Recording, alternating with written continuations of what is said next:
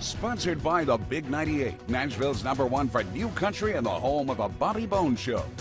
The Rocket Review is thrilled to have on Charlie Daniels, longtime manager for almost 50 years and co-founder of the Journey Home Project, David Corlew. David, thank you so much for coming on the show.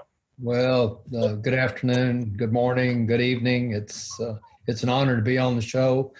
Like we spoke earlier, we've been able to chat over the years and different parts of Charlie's career and see each other from time to time. And Charlie spent so much time on the road. You know, we very seldom ever got to play in Nashville and be in Nashville. So the last time I think we saw each other was the Bo Weevil's premiere. Yes, yes, it was. What a blast that was. And, and Charlie was so excited and just, thrilled to be doing that. Unfortunately, Charlie passed away July this year. And so the volunteer jam was already in the planning stages. But fortunately, you have taken the helm on this to make this a tribute to Charlie Daniels this coming February at the Bridgestone Arena. We've talked about it, and every year, I guess it's been 4 years ago when we decided to relaunch the Volunteer Jam, and we relaunched it with Mike Smartack from Outback Productions. Mike had been a long-time promoter that we had worked with over the years, but we'd never worked big venues like this, and he's the one that encouraged us to go into Bridgestone, that he felt like he could do the business, that it was time to relaunch it. And obviously we did many volunteer jams. And then as the Alabama jam happened and the Texas jam happened, it lost a little bit of its uniqueness. So we decided to put it to bed for a few years, and we started to cultivate a relationship or recultivate an old relationship with Mike Smartack. And he had the idea. He said, let's do another jam, and we did. And so I think this is the fourth one that we've done with Mike, and we're excited. Charlie was very excited about it. We had decided to try to cover every part of Charlie's career that we could. Year after year, we have a lot of different acts, but a lot of the same acts that come back time and time again. So we decided that we would try to, and it was Mike's idea to try to cover almost every decade of Charlie's music, every genre of Charlie's music. Obviously, the Southern rock bands. We have representation from gospel, from country, some new countries, to new young people, and so we think it's going to be a big night. It's going to be. I got to bring this up too, David, to where it's so incredible. And obviously, you guys started the volunteer jams back in 1974, but with this one as a tribute to Charlie, you've got Alabama, Ricky Skaggs, Cece Winans, Marshall Tucker Band, Junior Brown. It's like a who's who. What always impressed me, with and I'm talking with Charlie about it over the years, was some of the bands that he would want to point attention to, on the volunteer jams and on the live albums, which I remember listening to the live albums that he came out with from those shows, and you felt like you were at the show. Yeah. And that's what was always so much fun about it. And introduced me to bands like LaRue, out of New Orleans and stuff that I hadn't heard them. But like you said, too, with Charlie's music, obviously spanning country music, member of the Grand Ole Opry, but also Southern rock, and part of the Musicians Hall of Fame. And so, he crossed so many different styles with his music and embraced them all. So it makes sense that with this volunteer jam coming up in February, that you was sort of trying to do that with the artists that come on also. He had such a broad reach with his music. He always felt like, and when people interviewed him about Southern music, Southern rock music, Charlie always believed that it was a lifestyle more than it was a genre of music. It was lower middle class white kids and African American kids that had gotten together and shared the music that they had heard on WLAC, their jazz background. He always said that Marshall Tucker Band was a great mixture of country and jazz. He said Allman Brothers he thought was a combination of blues, jazz, and their influence. And then obviously CDB was a little bit of all. Right.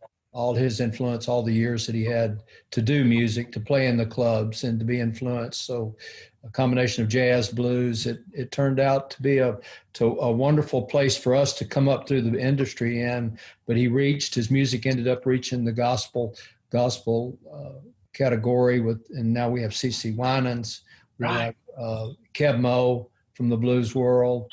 It just goes on and on. But I think also and you and I were talking before we started the interview, even David, to where it shows not only the reach and span of Charlie's music and the Charlie Daniels Band music, but also with his positive energy, with his charity work and everything else, to keep that going. That was always so important to Charlie. And speaking of which, you're a co-founder of the Journey Home Project, David. And I know from, interviewing Charlie, at those dinners and everything. I think the last one was down at the Palms downtown, and how near and dear that has always been to Charlie's heart and to your heart. And you're going to continue that on also, correct? That's correct. In the 80s, in the Cold War, we must have played every military base in Europe and all over the world. I mean, we just went everywhere. But things changed when the trade towers came down. When they knocked the trade towers down, Charlie was adamant about trying to get to those troops, get to those men and women that were serving in such a dangerous area and so far away from home. And so Charlie was one of the first artists to go into the combat zones, to go downrange and to entertain. And that just stuck with us when you're 5,000 miles away and you see these young kids, with their baby-faced kids that are over there defending our country. And with Charlie could meet a kid. We always did meet and greets at every base, no matter how big it was. If there were 5,000 soldiers in the audience, he would say, if you stick around long enough tonight, I'll sign autograph, I'll shake your hand if you want to stay. And I think one night in Camp Arif, John, we must have sat there until about 3:30, 4 o'clock in the morning signing autographs. But it just changed when the Iraqi war and the Afghanistan war came along. And when we got home, we couldn't get rid of the image of those kids so far away from home. Right. And as they started coming home, obviously we saw some of them that were in rough shape, some of them emotionally, some of them physically. And so it just made sense that we've raised money for people for years. It made perfect sense that we started our own foundation. So we knew where the money was going. We knew that it would be spent correctly. And that was the way to steward it, the way we wanted to do it. Well, and also, correct me if I'm wrong on it, David, but you're kind of changing the name of it also to where, it will, instead of just the Journey Home Project, Charlie Daniels Journey Home Project, correct? Correct. There's two things that Charlie and I actually had discussed. We had decided that if something happened to either one of us, we didn't know who was going to, how we would carry on the legacy. And obviously he could have done it without me, but without him creates a problem. So before he passed 2 years ago, we created what was called the Charlie Daniels Patriot Award. And we felt like that if something happened with Charlie, that we could put the emphasis on that award. And I don't know of anybody that wouldn't be honored to have a Charlie Daniels Patriot Award on their mantle. I mean, who wouldn't be honored from that? So we decided that we would make that move. And then obviously we decided to bring Charlie's name into it too, so it had more of an identity. David Corlew and the Journey Home Project doesn't quite ring the bells that Charlie Daniels Journey Home Project does. So we had to look at it honestly and see how best we could carry it on. Little did we know that, as I said, I knew this story was going to end. I just didn't realize it was going to end this year. Well, and I also want to, a huge support of you, David. I don't want to downplay your role at all, but to have Charlie's wife, Hazel, supporting you in what you're doing with the Journey Home Project and with the Volunteer Jam, that's big. Well, it is. Obviously, it's big emotionally for me. Hazel and Charlie practically raised me. went to work for him when I was 21 years old. April 13th, 1973 was the first week of my employment, and I worked till August 31st is when CDB, the touring aspect of CDB, actually closed down. But I'm going to continue to be there for the family, going to continue to consult with Hazel and all the things that will obviously live on forever with Charlie. They're actually going to create instead of the Charlie Daniels Band, they're going to create the Charlie Daniels brand. And so that it'll be an organization that'll handle the request and all the things that Charlie's legacy will carry and will continue on with.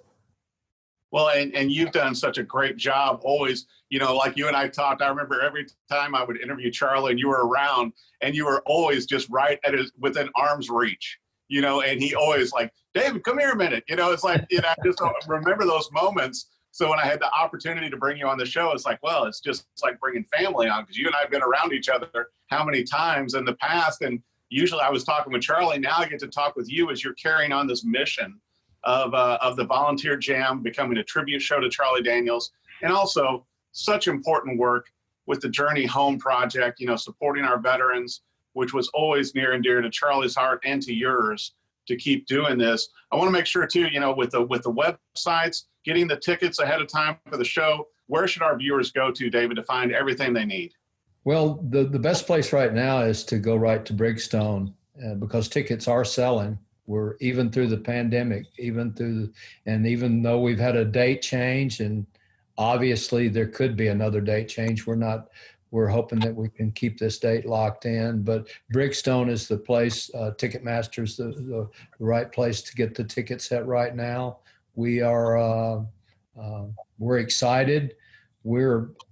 It's going to be different without Charlie there, but we're going to carry on the legacy. We're going to honor the music genres. I mean, shoot, we've got Mickey Newberry and all those guys from the urban cowboy era.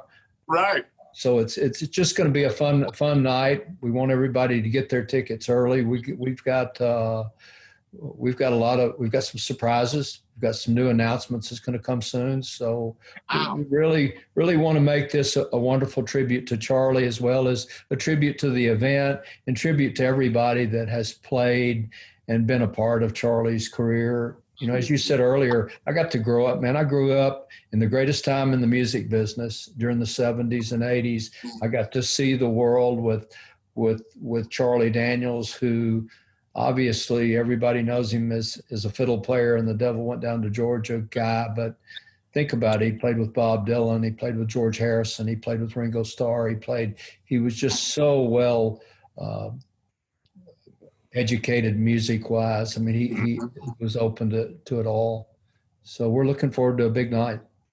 Well, I know right now it is planned for February 22nd, 2021, and you can, buy your tickets ahead of time. I'm sure the show is going to sell out, and I'm hoping by that time, as you and I spoke before the interview, David, that things have opened up so you guys can have the show. And also the Charlie Daniels Band will be there on stage playing as well, right? Yeah, we're going to get the guys back together. Obviously, that they would love to play. It'll be an emotional part of the show, but we're going to invite some special guests to come up and do the songs that Charlie would normally do. And the one thing that was always so important with the Volunteer Jam, and some years it happened and some years it didn't happen as well, but he loved the jam aspect of it. And when you have the likes of Marshall Tucker Band, 38 Special, got Big and Rich, we've got Alabama, the jam part of the evening with Keb Mo, we got this young kid, Travis Denning. I mean, we're going to have a guitar war there on stage. It's going to be a good one. The thing is, if Charlie was still here with us, David, he would be right there in the middle of it all. Oh, always. He always looked forward to that part of it. He was excited that we were doing it. And every year when I would bring it up, I'd say, well, are you up for doing another jam? He said, if you'll put butts in the seats, I'll be there. So that's still my job. That's my mission. And that's what I plan on doing. And we're going to have a wonderful evening and honor him. And you know what? We'd love to keep this event going. We'd love to it to become a place where musicians can come together and to share their music without boundaries, and have fun. Have fun Right. without the pressure of owning the show yourself. The Journey Home Project, it's something that it's 24/7. There's such a need out there. And so with it shut down like this, we need donations. We would like people to check us out on the website, journeyhomeproject.org. And if you've got a few dollars to spare, send it this way. We've got a lot of need, a lot of young men and women that are hurting right now. Thank you. I'll tell you what, and especially in this time, for so many of our men and women in the military, we need to remember them more than ever right now. David Corlew, thank you so much for joining the Rock Interview today. Thank you. It's great talking to you guys, and I'll see you soon. Sponsored by the Big 98, Nashville's #1 for new country and the home of the Bobby Bones Show.